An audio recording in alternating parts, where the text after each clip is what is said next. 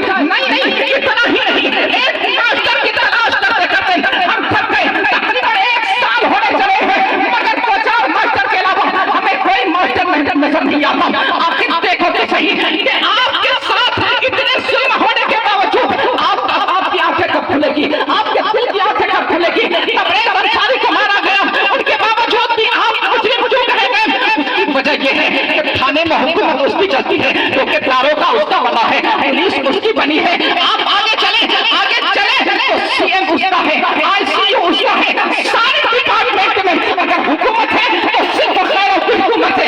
वकील देखो उनका है, जज देखो उनका है। अब मैं कसम खाकर कहता हूँ धामीगंज के लोगों, आप सबके सब गवाह रहना। अगर अपने आप को बदलना चाहते हो तो सुनो बदलाव। अगर आपने अपनी औलाद को इल्म दे दिया, अपनी औलाद के हाथों में कलम दे दी, तो मैं कसम खाकर कहता हूँ कुर्सी तो खैर भी है, मगर वहाँ हुकूमत मुसलमानों की होती नजर आएगी, वहाँ मुसलमानों की हुकूमत होती नजर आएगी। लेकिन दिक्कत की बात यह है कि हमने अपने हाथों से, मुसलमानों के बच्चों के हाथों से कलम को छीन लिया है।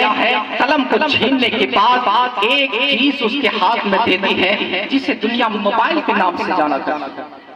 और जानते हैं उस मोबाइल में जब आप कॉल करते हैं ना, तो बड़े शर्म के साथ कहना पड़ता है कि उस नौजवान जिसे आपके बचपन से पढ़ाना चाहिए था, आपने उनके हाथ से कलम छीनने के बाद उसके हाथ में मोबाइल आया।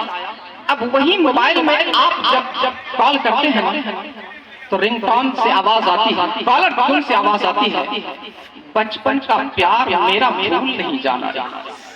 हाय हाय थमा दिया। अब उस बाप ने सबसे बड़ी गलती तो यही कर दी कि कलम के बजाय मोबाइल थमाया। अब बाप जब फोन लगाता है तो बात वही आती है, बचपन का प्यार मेरा भूल नहीं जाना रे। बहन जब कॉल करती है तो जवाब यही आता है, बचपन का प्यार मेरा भूल नहीं जाना रे। ओ भाई साहब, आप कहाँ खोए हुए हो?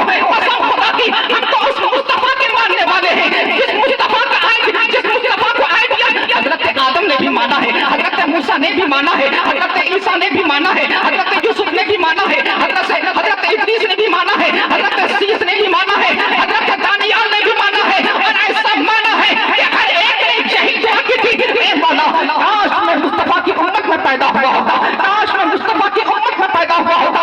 मगर आपको रब ने इतना खुशनसीब बनाया कि आपको मुस्तफा की उम्मत में बनाया है।